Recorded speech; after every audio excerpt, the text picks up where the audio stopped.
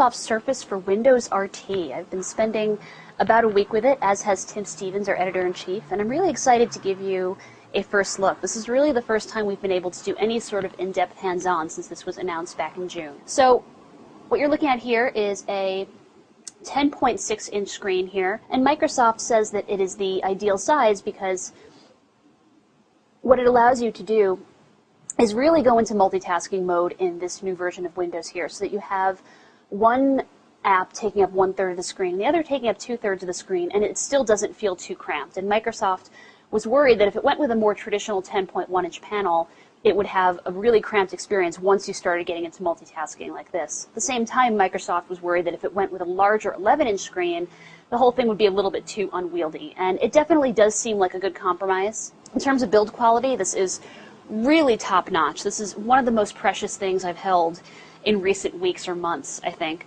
This is made out of magnesium here, and it's made using Microsoft's VaporMag manufacturing process, which in layman's terms pushes out the air to make it as thin as possible. But I couldn't really tell you about the design here without going back to that kickstand that I showed you earlier. So there's one way to open it. There's one single notch on the side here, which makes it a little bit awkward to open sometimes. But the good news is that this is a really sturdy hinge. You are not going to break this thing, at least not easily. There are 3 hinges all told. There's one on each side.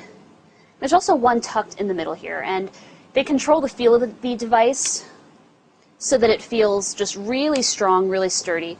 So we've gone over what a great build quality this is. I'm just going to, while I'm here, give you a quick tour of the ports on the device here.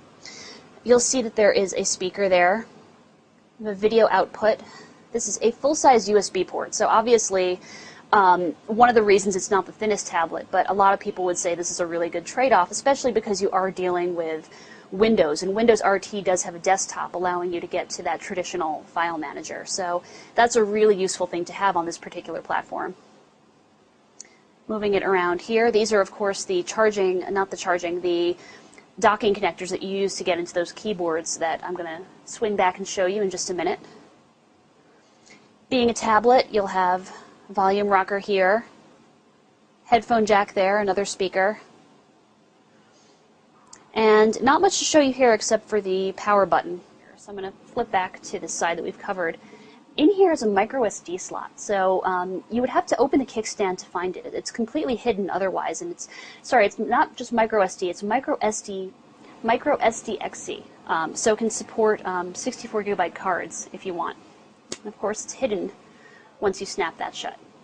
Now that I'm back here, we've already seen why this is an ideal screen size, but let's just talk a little bit about the technology powering it. This is a 1366 by 768 panel, and it's on par with any IPS display you've ever seen. This uses Microsoft's ClearType subpixel rendering technology, and because it's an optically bonded display, meaning because the touchscreen is bonded to the LCD into a single layer, there are fewer opportunities for incoming light to refract. So basically it means this is a pretty minimally reflective display. I had the chance to see this side by side at Microsoft's own studios. Microsoft gave us a side-by-side comparison with the new iPad, and this indeed was the less reflective display. So now that we've gone over the tablet itself, let's talk about how it works once you add the keyboard covers into the mix. I'm going to start with the keyboard cover that got the most attention. And before I do that, you'll just see here that this is connected through magnets, and there are both alignment connectors and ones that help it keep it really firmly in place. So I'm just going to give you a quick demo here of what it's like to type on this keyboard. I'm just going to type lots of random nonsense.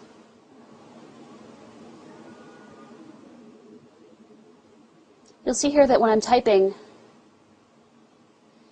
as my confidence builds, I type faster and faster. My fingers actually, if I really trust the keyboard, find these keys pretty easily. The letter keys are all big enough for my fingers, and I think they'll be big enough for most people's. And the space bar is really easy to hit. Microsoft actually widened the space bar as it was working on this in its research and development phase. There were people with really big hands whose thumbs kept reaching back and hitting the trackpad here. So over time, Microsoft made sure that the spacebar was nice and thick. And definitely it's very easy to hit. Same for the backspace key if you do happen to make a mistake.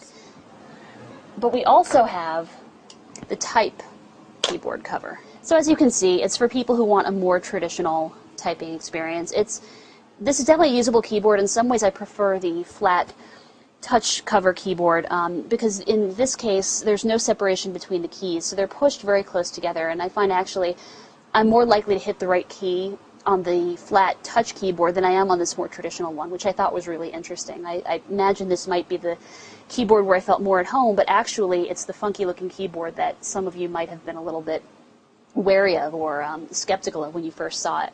And as you can see here, it's easy to pull the keyboard off of these covers. It was by design that they lock in a really firm, solid, reassuring way, but at the same time, you don't really have to wrench them out so forcefully. At the same time, it's durable, and I know this might make you nervous, but I can dangle the tablet like this, and it won't be any worse for the wear.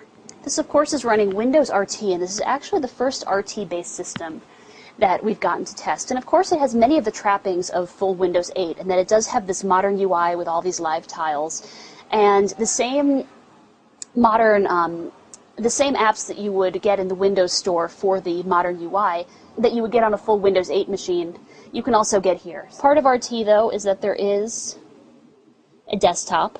So I think that's one misconception about Windows RT, the idea that there is no desktop. There is, it's just that you can't install any old programs on it. For instance, this is what happens if I try to run a program that was really meant for full Windows machines.